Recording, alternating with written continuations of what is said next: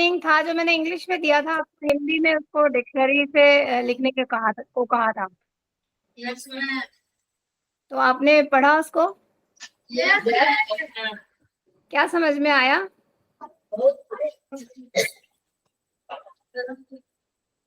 क्या समझ में आया?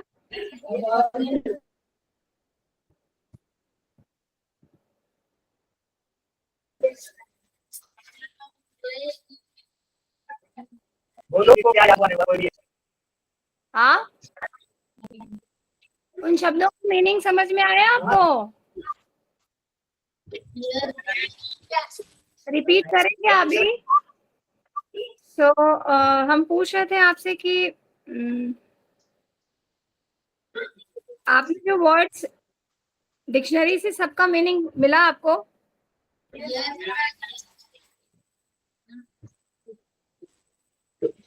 समझ में आया वो क्या था? क्या था? कोई बताओ, एक दो बच्चा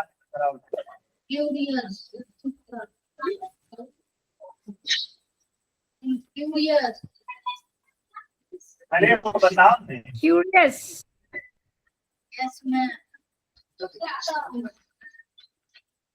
हाँ, उत्सुक।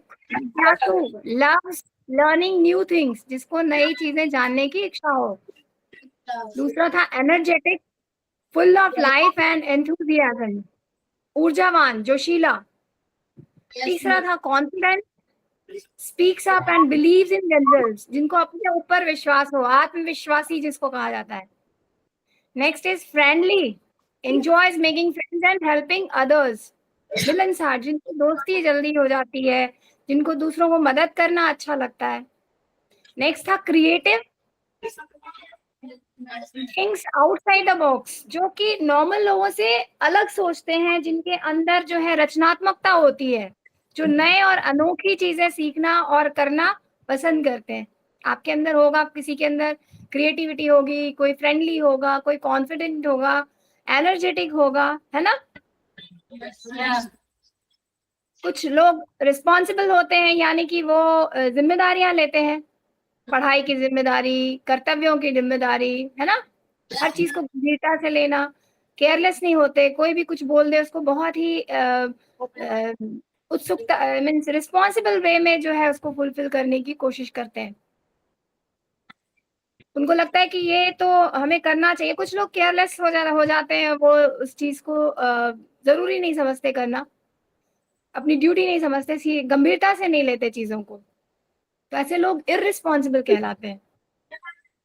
तो और नेक्स्ट जो है वो चीयरफुल था, जिसका मतलब होता है कि स्प्रेड्स पॉजिटिविटी, जहां जाते हैं वो खुशियां बिखेरते हैं, खुश मिजाज जिनको कहते हैं, खुश रहते हैं, चीयरफुल रहते हैं, है ना?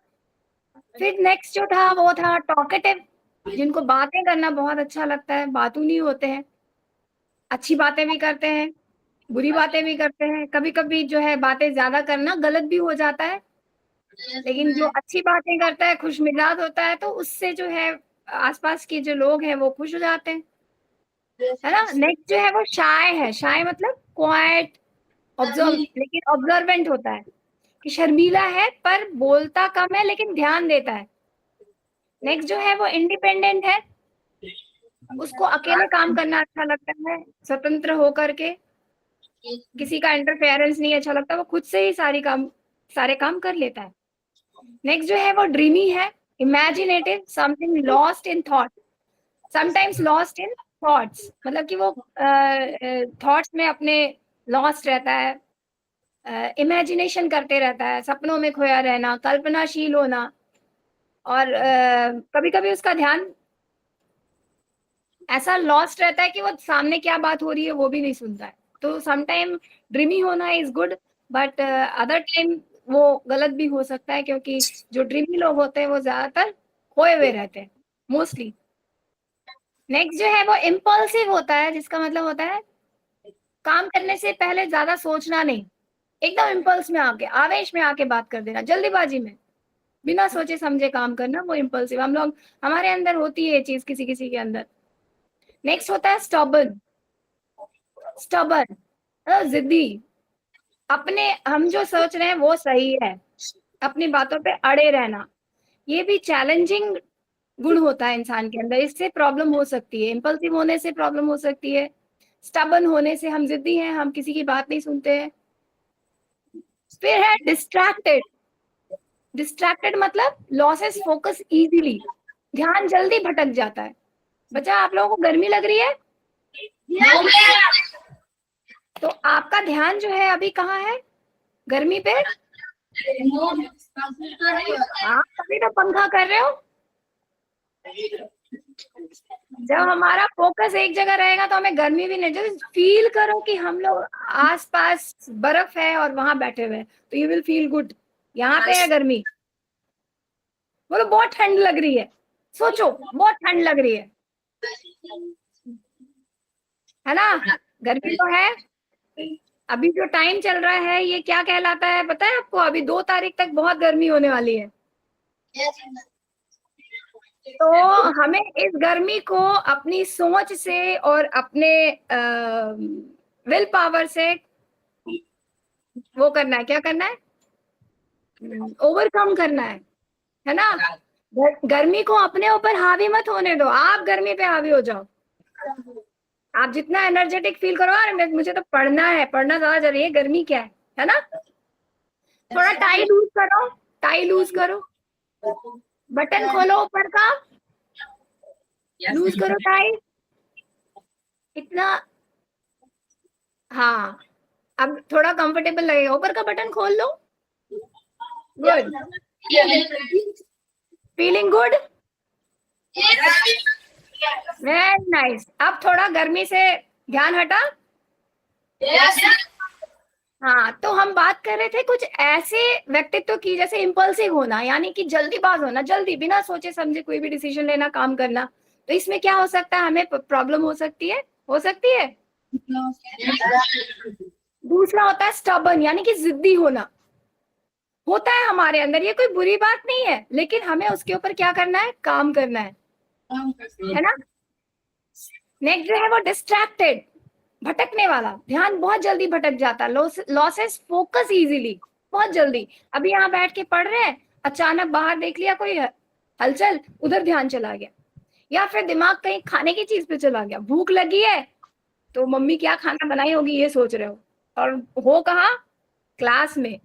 तो वहां दिमाग भटक रहा है, तुम डिस्ट्रैक्टेड हो। नेक्स्ट जो होता है वो मूडी होता है। मूडी, बार बार मूड बदलता है, इमोशंस कैन चेंज क्विकली, बहुत जल्दी मूड चेंज हो जाता है। तो इसमें स्टेबिलिटी नहीं रहती है, बहुत जल्दी आप एक काम कर रहे हो, अब ये कर लेते हैं फिर वो कर लेते हैं, इसमें क्या होता है? आपको कोई काम नहीं होता है ना? फिर होता है रिबेलियस, मतलब कि विद्रोही। नियम है तो मुझे तोड़ना है ना? मैं नियम में बंधकर तो नहीं रह सकता या रह सकती। सो ये चीजें जो है, कल मैंने आपको ये परसों वर्ड मीनिंग दिए थे, आपने उसको लिखा, मैंने याद करने को नहीं दिया था, समझने को दिया था। ठीक है? अभी आते हैं मुद्दे पे, जो आज मैंने आपको इतना कुछ बताया, इसको बताने का उद्देश्य क्या है? ये बताने का उद्देश्य ये है कि मैं आपको बताना चाहती हूँ कि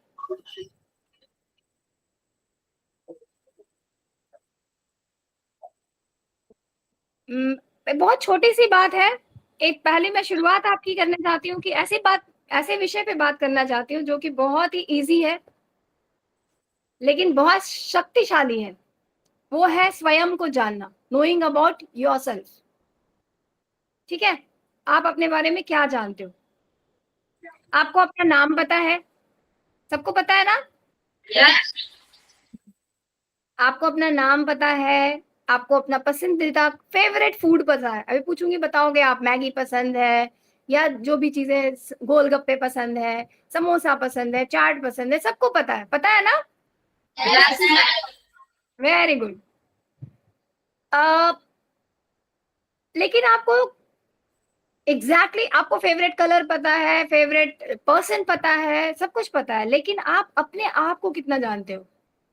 आपके अंदर क्या है आपकी पसंद क्या है, आपकी नापसंद क्या है, आपकी कमजोरी क्या है, आपकी स्ट्रेंथ क्या है, आपको क्या अच्छा लगता है, आपको क्या नहीं अच्छा लगता है, किन चीजों से आप खुश होते हो, किन चीजों से दुखी होते हो, पता है क्या? पता है? अच्छा, खड़े हो जाओ जरा, यस मैम बोलने वाले।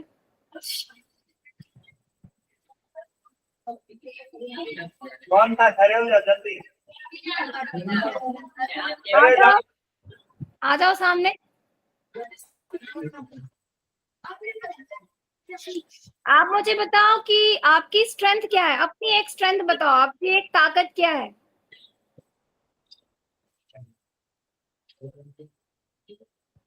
हम जो बोलते हैं हम करते हैं। जोर से बोलो। आप जो बोलते हो वो करते हो, डिटरमिन्ड हो, that is determination, very good.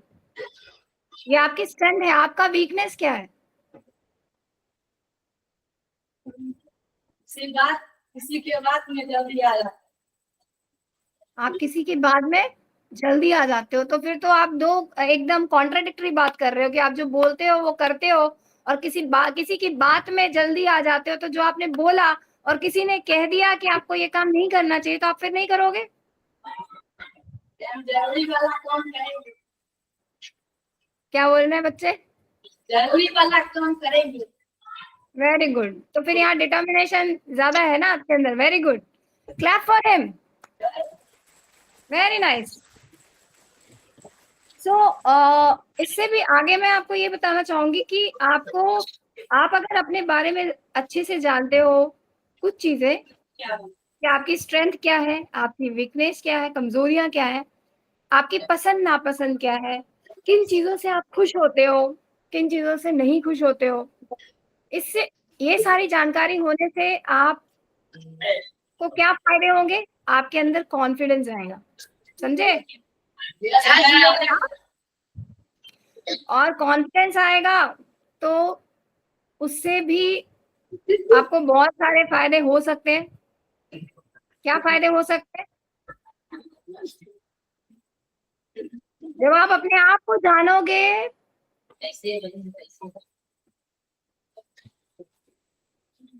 तो आप खुद को पहचानोगे। इसके लिए तो आपको सबसे पहले अपने आप को टाइम देना होगा, अपनी ताकत कमजोरियों को समझना होगा, अपने स्वभाव, अपनी भावनाओं को पहचानना होगा, आपको क्या काम खुश करता है, क्या काम दुखी करता है, ये जानना होगा, है ना? और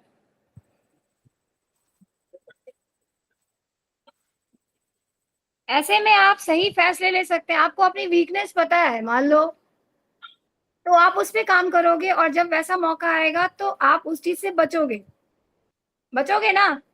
Yes, ma'am.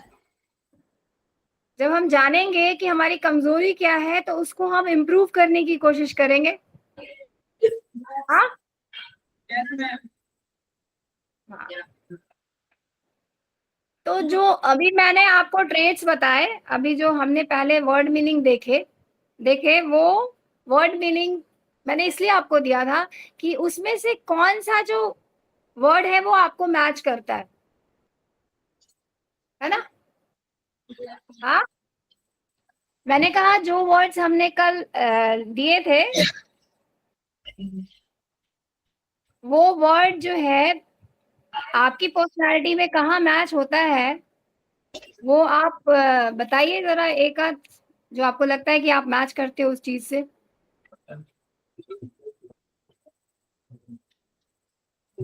कौन बताएगा? वर्ड मीनिंग में से एक वर्ड जो तुम्हारी पर्सनालिटी को मैच करता है या तुम्हें लगता है कि ये मेरे में है, कोई भी खड़े होकर बता सकते हो।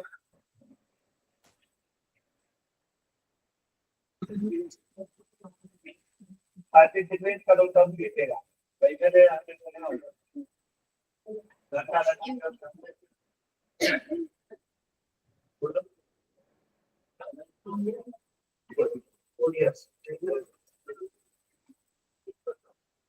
Ma'am, curious.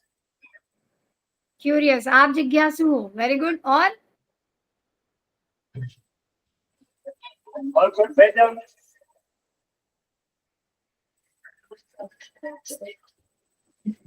creative, खड़े होकर creative, creative, you are creative, very good, very good, very nice. और केवल क्रिएटिव हो कि कुछ और भी है आपके अंदर? 2-3 चीजें होंगी। आप क्रिएटिव हो सकते हो, आप शाय हो सकते हो उसके साथ, है ना? शाय का मतलब होता है ना शर्मीला, हम अपने एक्सप्रेशन को नहीं बता सकते, है ना? तो आप सबों के अंदर कुछ ना कुछ ऐसे ट्रेट्स हैं जो मैच करेंगे, और मैं चाहूंगी कि जब आप अपने बारे में लिखो तो उनको मेंशन करो, ठीक है? हाँ, और जब आप और लिखने से ज्यादा आप समझो अपने आप को। आप कल को बड़े होगे, बाहर जाओगे, आप अपने आप को जानोगे तो अपने लिए क्लियर गोल सेट कर पाओगे। लाइफ का गोल होता है ना, उद्देश्य।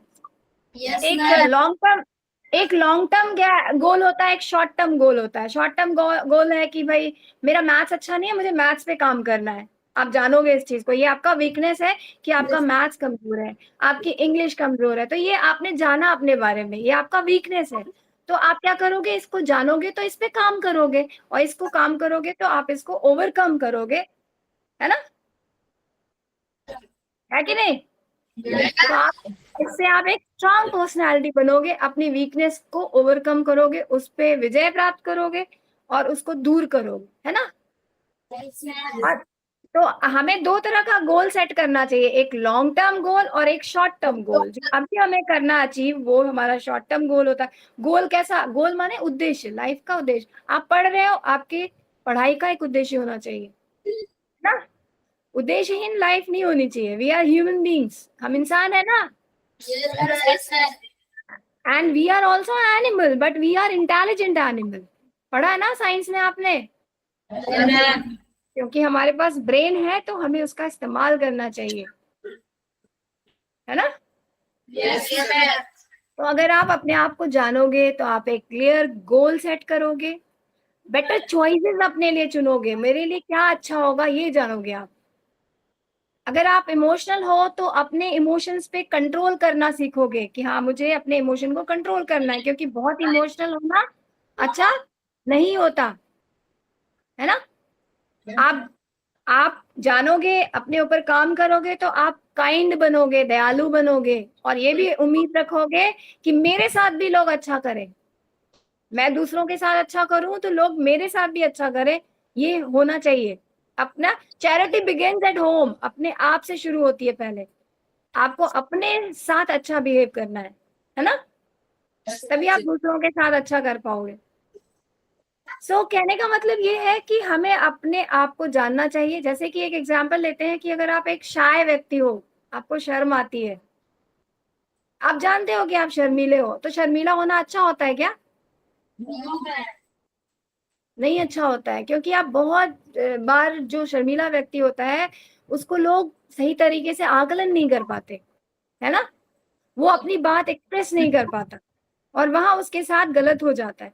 तो आप उसके ऊपर काम करना चाहिए हर व्यक्ति को कि हाँ, मैं शर्मीला हूं तो मैं इस चीज को दूर करने की कोशिश करूंगा। अगर मान लो आपको पता है कि आप ड्राइंग में अच्छे हो, है ना, तो आप उसको और आगे डेवलप कर सकते हो, स्किल है वो आपकी, उसको और अच्छा बढ़ा सकते हो, सीख सकते हो चीजों को, और अपना करियर बना सकते हो उसको, ठीक है? हाँ, एक चीज जान लो कि दुनिया में आप जैसा कोई नहीं है। दुनिया में ईश्वर ने इतने सारे लोगों को बनाया, लेकिन एक व्यक्ति दूसरे व्यक्ति से सिमिलर नहीं होता, सब अलग अलग होता है। सबके अंदर एक यूनिक क्वालिटी होती है। आपको उस चीज को डिस्कवर करना है अपने अंदर से। आपका स्कूल वो अपॉर्चुनिटी दे रहा है ना आपको, आपके पेरेंट्स वो अपॉर्चुनिटी दे रहे हैं, वो मौका दे रहे हैं कि आप अपने अंदर का जो पर्सनालिटी है उसको डेवलप करें, उस चीज को सोचें, सीखें अपने एक्सपीरियंसेस से, है ना? तो आपको सबसे ज्यादा अपने ऊपर टाइम, थोड़ी देर तो टाइम देना होगा। कैसे दोगे आप अपने ऊपर टाइम? दिन भर में एक बार रात को पूछो अपने आप से कि आपने आज के दिन क्या किया, क्या अच्छा किया, है ना? What did I do well today? मैंने अपने आज पूरे दिन में क्या अच्छा काम किया, फिर नेक्स्ट क्वेश्चन पूछो कि what can I improve tomorrow, कल क्या मुझे और अच्छा करना चाहिए। आज मैंने अगर मान लो सपोज मेरा शॉर्ट टर्म गोल है कि मुझे मैथ्स पढ़ना चाहिए था, आज मैंने मैथ्स नहीं पढ़ा 4 घंटे, 1 घंटे या 2 घंटे, सॉरी 4 घंटे नहीं, तो कल मैं जरूर पढ़ूंगा या पढ़ूंगी, है ना। मुझे रोज इम्प्रूव करना है, रोज अपनी पर्सनालिटी को आगे बढ़ाना है। मुझे क्या चीजें अच्छी लगी, क्या चीजें बुरी लगी, अगर बुरी लगी तो क्यों लगी, मेरे अंदर प्रॉब्लम था या सामने वाले के अंदर प्रॉब्लम था। तो ये सारी चीजें इस तरह से आप अपने आप को जानोगे और एक बहुत ही बेस्ट सेल्फ बनोगे, अपने अंदर एक बहुत ही अच्छी पर्सनालिटी डेवलप होगी। ठीक है, सो इस तरह से आपको काम करना है। मैंने इतनी सारी चीजें आपको बताई बस ये समझाने के लिए कि आपको अपने आप को जानना है। अगर कोई पूछे आपसे तो कि आप अपने बारे में बताओ, तो आप केवल ये नहीं बताओगे कि my name is so and so and I am that years old and I live here and there. नहीं, आप बताओगे, आपको बताना है कुछ और भी। मैं अब यहाँ एक वीडियो आपको दिखाना चाहूंगी, आप उसको सुनना, ठीक है। मैं स्क्रीन शेयर करती हूँ और आपको एक वीडियो दिखा रही हूँ। उसमें एक बच्ची ने अपना इंट्रोडक्शन दिया है, आप उसको ध्यान से सुनोगे, थोड़ा फास्ट बोल रही है वो, और कोशिश करोगे कि उसी तरह से बोले। आप पहले इन चीजों को खुद से लिखोगे फील करके, और उसके बाद उसको समझोगे और फिर बोलोगे, स्पीच प्रैक्टिस करोगे। हमारा जो एक उद्देश्य है, उस दिन हमने LSRW पढ़ा था। LSRW का फुल फॉर्म क्या होता है? हाँ?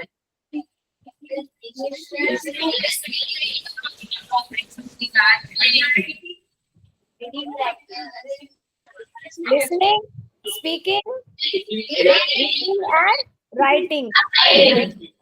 तो ये स्पीच सुनो, लिसन करो, फिर आप इसको अपने जैसा बनाओगे अपने पर्सनालिटी के ऊपर, और फिर जो है आप उसको स्पीच की तरह बोलोगे। See the screen?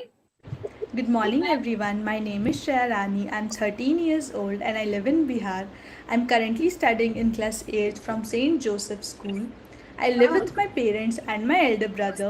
My father is in army and my mother is a teacher. In my free time, I love to ride bicycle and play sports like basketball and badminton. I'm also good at painting. My friends say that I am one of the best artists of the school. I even received the Best Artist Award previous year. I even went for the inter-school drawing competition where I saw students making so many great arts, and it was so exciting to see that. My short-term goal includes working on my maths and improving my marks, and my long-term dream is to become a doctor. I'm very excited and keen to make friends with you all and to know you all. Thank you. आपने सुना? Yes, ma'am. तो आपको भी ऐसे ही speech देना है, ठीक है। Yes, ma'am. Very nice. अब जो है, यस, एक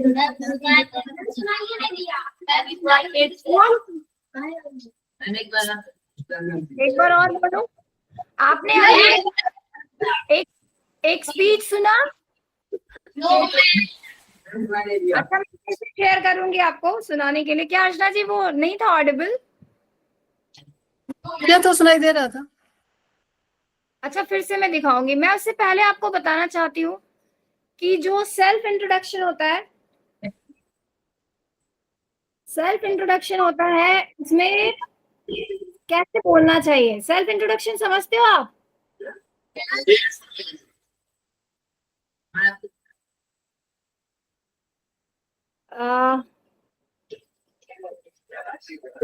मेरा स्क्रीन दिख रहा है क्या? यहाँ आपको दिख रहा है माई सेल्फ का ब्रेकडाउन है। मैंने इस तरह से, आप जब माई सेल्फ बोलो तो उसमें आपको क्या क्या बोलना होता है। सबसे पहले ग्रीटिंग यानी हेलो, नमस्ते, गुड मॉर्निंग। एक फ्रेंडली ग्रीटिंग बोलनी चाहिए। और उसके बाद अपना नाम बताना चाहिए, है ना। जैसे उसने क्या कहा बच्ची ने, हेलो फ्रेंड्स, गुड मॉर्निंग, या जो भी बोला, उसके बाद कहा माय नेम इज श्रेया रानी, ठीक है। तो इस तरह से आपको भी शुरू करना है। नेक्स्ट जो है, आप बेसिक इंफॉर्मेशन देते हो, बेसिक इंफॉर्मेशन। सेकंड पॉइंट क्या है, बेसिक इंफॉर्मेशन। यहाँ पे आपको अपने एज, अपना आप कहाँ रहते हो, और वो बताना है, अपने पेरेंट्स के बारे में, अपनी फैमिली के बारे में बताना, अपना बैकग्राउंड बताना है ना। आप कौन सी क्लास में हो, फिर कौन से स्कूल में हो, और थोड़ा बहुत अपने परिवार के बारे में, बहुत लंबा नहीं बताना होता है, थोड़ा सा बताना होता है।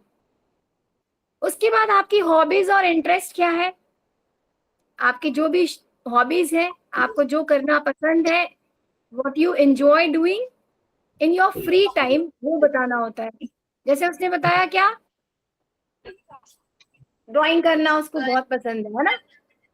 फिर उसने बताया कि स्कूल में सब उसको बोलते हैं कि वो बेस्ट आर्टिस्ट है, तो आपके अंदर भी कुछ क्वालिटी होगी।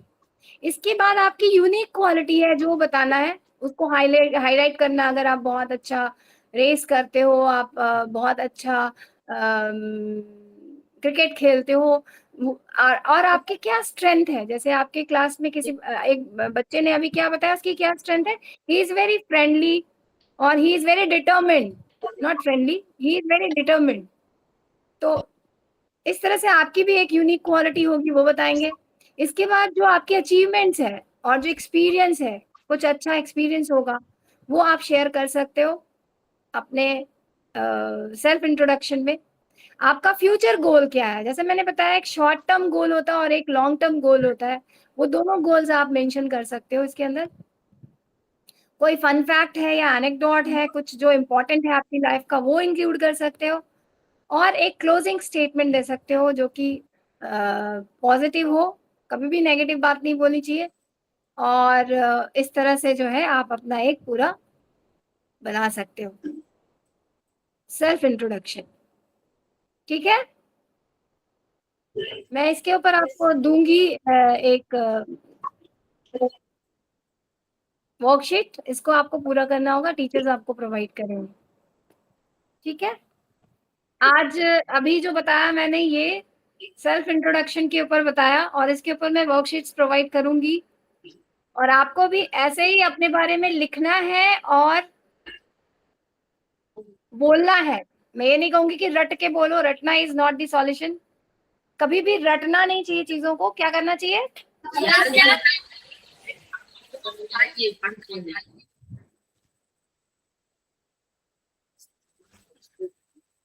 क्या मैसेज है अर्चना जी। तो इतना कुछ आज मैंने सेल्फ इंट्रोडक्शन पे बताया आप लोगों को। और अभी टाइम है क्या सर?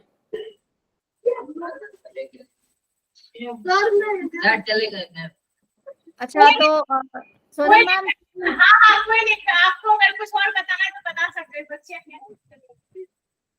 जो नेक्स्ट हमारा आज का टॉपिक है वो अभी मैंने आपको क्या क्या बताया, आप बताओगे मुझे?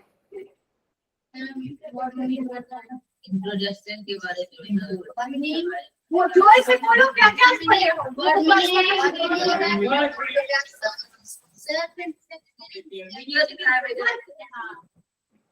बहुत आवाज क्लियर नहीं आ रही मेरे को। तो नेक्स्ट जो चीज है वो आज मैं बताती हूँ आपको। दूसरी चीज मैं आपको आज फोनेटिक्स इंट्रोड्यूस करना चाहती हूँ। फोनेटिक्स आप सुने हो क्या? क्या? पॉलिटिक्स नहीं, फोनेटिक्स, फोनेटिक्स।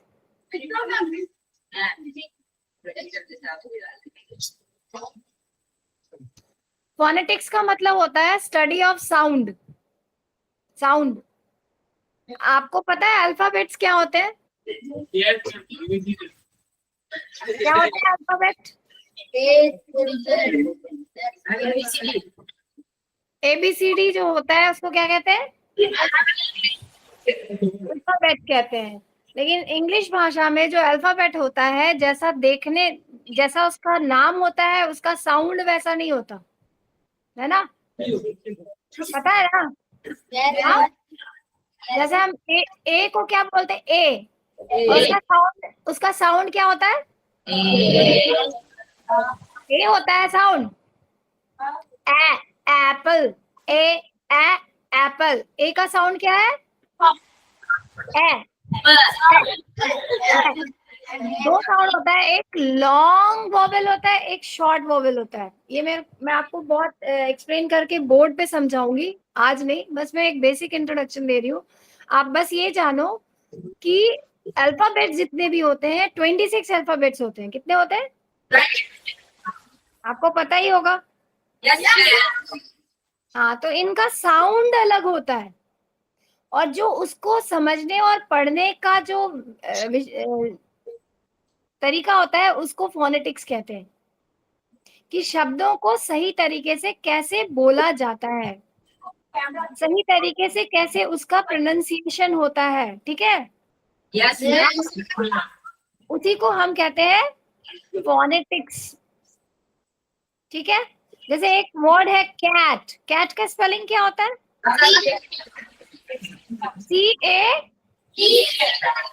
CAT कैट, और एक होता है CUT कट। तो ये दोनों क्या है, मतलब सिमिलर है थोड़े, बट साउंड डिफरेंट कर रहे हैं। तो जो फोनेटिक्स होता है वो हमारी मदद करता है शब्दों को सुनने में और बोलने में। ठीक है? इंग्लिश भाषा है, उसमें अगर हम फोनेटिक्स की हमें जानकारी होगी तो हम सही तरीके से क्लियर और कॉन्फिडेंटली उसको पढ़ पाएंगे, बोल पाएंगे और सुन पाएंगे, और हमें कंफ्यूजन नहीं होगा किसी भी तरह का उससे, है ना? और हम जिस तरह से जो अंग्रेजी बोलने वाले लोग हैं, जिस तरह से इंग्लिश बोलते हैं, वैस तरह से हम भी बोल पाएंगे। तो इसलिए हमें फोनेटिक्स पढ़ना बहुत ही जरूरी है। जैसे कि आप हिंदी में वर्ण पढ़ते हो, और वर्ण में कितने वर्ण होते हैं?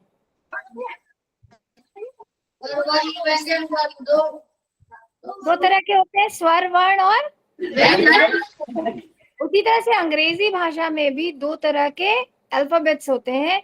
एक होते हैं वॉवेल्स और दूसरे होते हैं कॉन्सोनेंट्स। आपको बहुत अच्छे से पता है ना? और जो वॉवेल्स होते हैं वो कौन से हैं? AEIOU। Very good. और बाकी वो मतलब कि ये पांच जो है, ये क्या है? वॉवेल्स है। और उसके बाद जो बचते हैं वो क्या होते हैं? कॉन्सोनेंट्स होते हैं।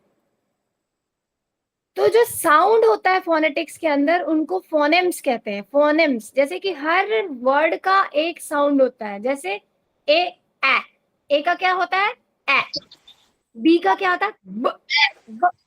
जैसे कि ब होता है, हिंदी वर्णों का जो ब होता है वो पूरा ब लिखा जाता है, आधा हलंत के साथ लिखा जाता है। तो जब हलंत के साथ ब लिखते हैं तो वो कैसे साउंड करता है? ब, ब, आधा ब, उसमें अ नहीं मिला हुआ है। जब ब में अ मिलता है तो वो ब होता है, नहीं तो वो क्या रहता है? ब, ब। तो उसी तरह से बी का साउंड क्या है? ब, ब। ए का ए, सी का क।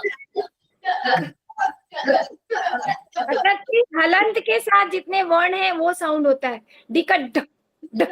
जैसे एक वर्ड है बैट, बैट में कितने फोनेम्स हैं? फोनेम्स मतलब एसेंशियल साउंड। कितने फोनेम्स हैं, कितने साउंड है? 3। क्या क्या है?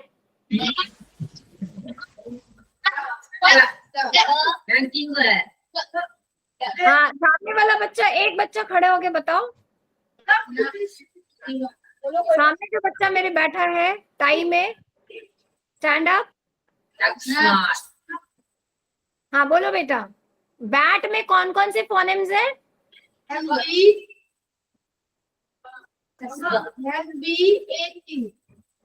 ये BAT अल्फाबेट्स हैं, ये फोनेम्स नहीं है। फोनेम्स है ब, ब,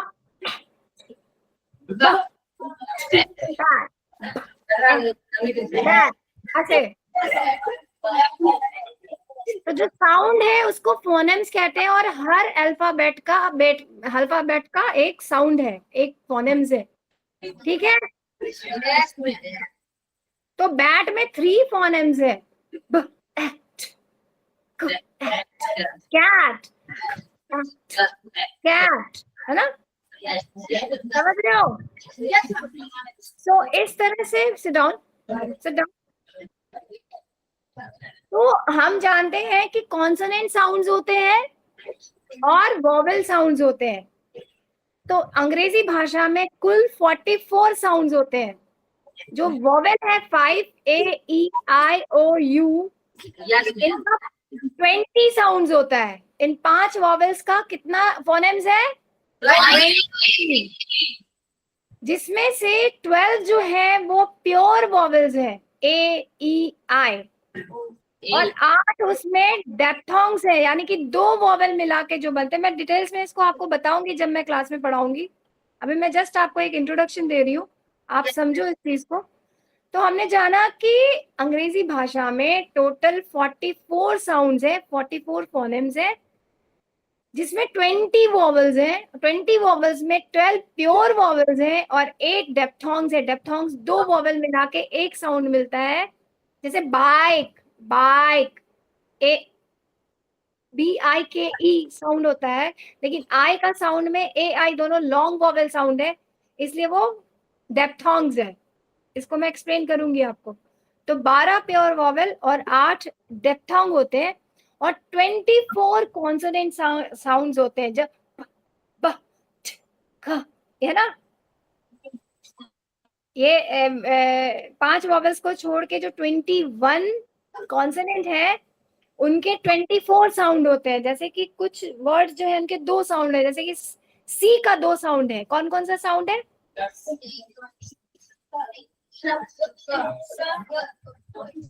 स और स और क, है ना। CAR, कार, कार, है ना। कार में 3 फोनेम्स है। सी है, सी का साउंड यहाँ क्या निकल रहा है? क नहीं, आधा का हलंत के साथ क, है ना। तो 24 कॉन्सोनेंट होते हैं और 20 वॉवेल्स होते हैं और 44 साउंड होते हैं। तो आज फोनेम्स में मैं आपको इतना ही बताऊंगी। मैं जब आपको बोर्ड पे एक्सप्लेन करूंगी, अभी बोर्ड मैंने प्लेस नहीं किया है सही तरीके से, तो फिर मैं आपको बोर्ड पे उसको और अच्छे से एक्सप्लेन करूंगी। मुझे बहुत ज्यादा डिटेल्स में आपको नहीं बताना, बस एक कॉन्सेप्ट देना है कि आप बस ये जाने कि अंग्रेजी भाषा में जो शब्द होते हैं वो ठीक वैसे ही नहीं होते हैं जैसा कि उनके नाम होता है। जैसे ए को हम ए पढ़ते हैं, उसका नाम है, लेकिन ए का साउंड क्या होता है? ए। जैसे कि एप्पल में होता है, बोलते हैं ना हम ए फॉर एप्पल, बोलते हैं कि नहीं? तो ए फॉर एप्पल का मतलब होता है कि ए किसके लिए है? ए का साउंड वही है जो एप्पल में ए का साउंड है। तो एप्पल में ए का साउंड क्या है? ए। तो क्या बोलते हैं अभी? अब जैसे कि पैट है, पैट, पैट, पैट, पैट, तो आपको इस तरह से समझना है चीजों को, ठीक है।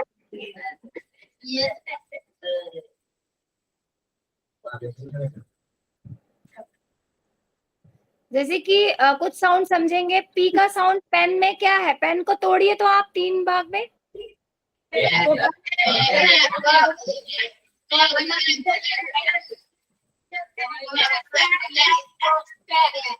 है, नहीं है, अंदर से आवाज आधा आता। मैं मुझे पता नहीं कि मैं क्लियरली आपको साउंड मेरा सुनाई दे रहा है कि नहीं, लेकिन प नहीं है ये। प ए न पैन, प ए न पैन, ऐसे होता है, ठीक है।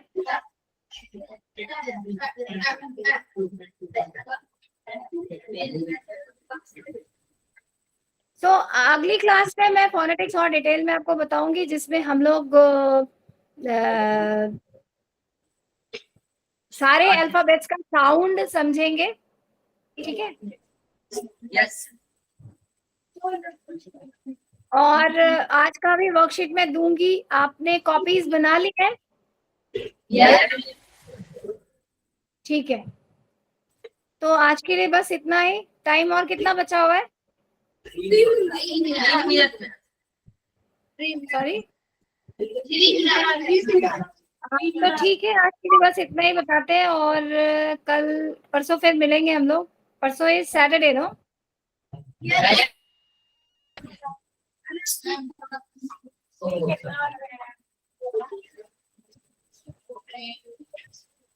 ठीक है।